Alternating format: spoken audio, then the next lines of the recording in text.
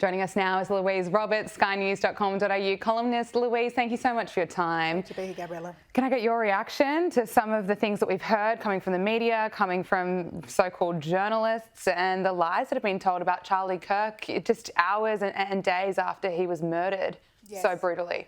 Brutally. I mean, what a week we've seen. What a narrative that's been played out by the leftist media and those who are indoctrinated by this ideology that Charlie was an evil person and he preached an evil message, when what he spoke about was patriotism, love for your family, love per se, and his faith. Yeah. And he said to people, debate me, challenge me, help me understand your point of view. That's not a toxic message. But it's very easy for the left side to say he was toxic because they didn't agree with what he said.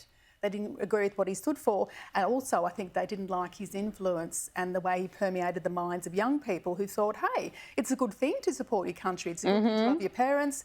And it's a good thing. Love your family and be a decent, active member of society. Try and do good, try and change. Which, of course, now Charlie's widow, Erika, is sort of really wanting to push that message and say, we will continue his terrific work in this space. So, look, the moment you question left ideology, you're the enemy. Yeah, it's true. And, you know, there are so many things that were completely amazing about Charlie, but he encouraged so many people to stand up for what you believe in and to fight with words, not violence. And, you know, what happened is just absolutely horrific. And then watching some of the comments being made about Charlie, I'm lost for words. That's right. It's and also disgusting. The journalists, the media, who has a responsibility to be impartial and actually report the truth, the way some of those narratives, as you illustrated there, has just skewed the story even further. We've got young people thinking, oh, is that actually what happened? So he was killed for being violent. He was killed for advocating toxicity in society. No, he was murdered for being a decent person. It's so frustrating, and we could have kept going. I mean, there are so many examples. You pick up so many left-wing media newspapers, you turn on the TV, and he's just labelled divisive, full of hate. There's so much commentary around it, and it couldn't be further from the truth. And I thought this was interesting. Psychologist Claire Rowe wrote in the AFR that influencers who celebrate Kirk's death show their true colours. And she wrote, in the days following the shocking assassination of Charlie Kirk, the internet has split not just along predictable political lines, but moral ones. There has been grief and outrage, yes, but also celebration from those who style themselves as champions of empathy, kindness, and anti-violence. And we have seen loud celebrations from left-wing liberal women who are the same group of people who dominate the Be Kind campaigns, and it's just BS. Yeah, she's absolutely, I think Claire's brilliant. She's absolutely skewered the narrative and the hypocrisy there that we're preaching empathy, you know, be kind, we're representing the underdog, the people in society that don't have a voice. Well, no, they're not. If they really genuinely wanted to have that platform, they would say, we don't condone violence. We have to find a way for respectful discussion in society. Internationally, clearly this is a major breakdown on a global level, the fact that people can't talk and share ideas without risk of being killed, which is what happened to poor Charlie, of course. No. Look, left-wing influencers that we mentioned, Abby Chatfield, Hannah Ferguson, they publicly criticised Charlie Kirk just hours after he was murdered in front of his family.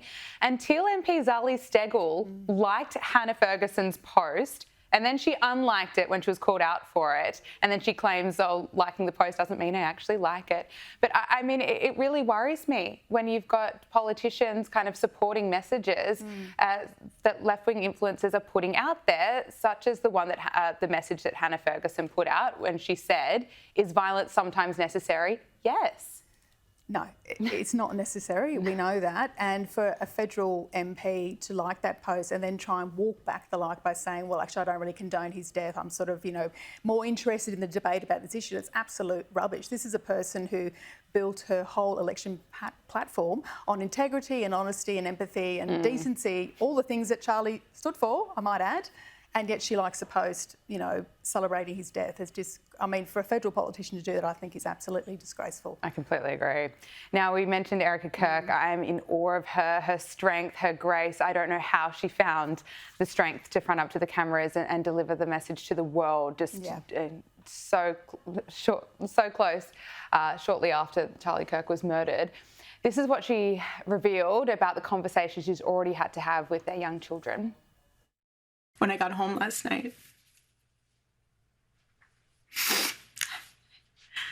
Gigi, our daughter, just ran into my arms. And I talked to her and she said, Mommy, I missed you. I said, I missed you too, baby. She goes, where's Daddy? What do you tell a 3-year-old? She's 3. I said, baby, Daddy loves you so much. Don't you worry. He's on a work trip with Jesus, so he can afford your blueberry budget. And my goodness, am I so humbled to witness, Charlie, you alongside Jesus right now, doing what you always want to do, baby.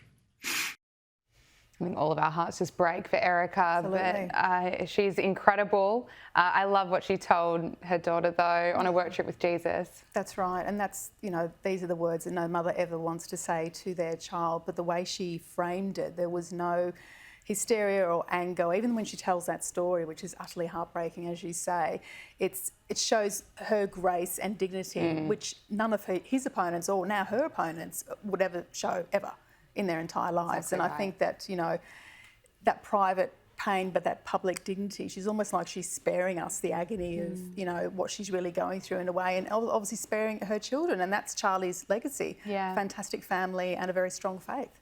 Finally, before I let you go, the Emmys have been held, and of course we're seeing celebrities getting political again, and this time Hannah Einbinder, who won an award for Best Supporting Actress in a comedy series for her performance in Hack, had this message. Finally, I'll pay the difference, sorry. Finally, I just want to say, finally, go Birds and free Palestine. Thank you. Oh, what a nice endorsement for Hamas there. Oh, wonderful. I mean, it's very easy to say free Palestine when you live in a gated community and you're very wealthy and you've got private security. These are people who would never set foot in Tel Aviv, clearly, or Gaza or anywhere like that, would they? Again, not using her platform. Why didn't she say, please free the hostages? Why Exactly. didn't she say, let's fight for peace? Yeah. Why didn't she condemn the terrorists? Oh, no. No. They can't do that, can they? They can't actually be on the side of decency, these Hollywood celebrities. No, sadly, it doesn't surprise me. Louise Roberts, thank you so much for your Good to see time. you. Really to speak with you.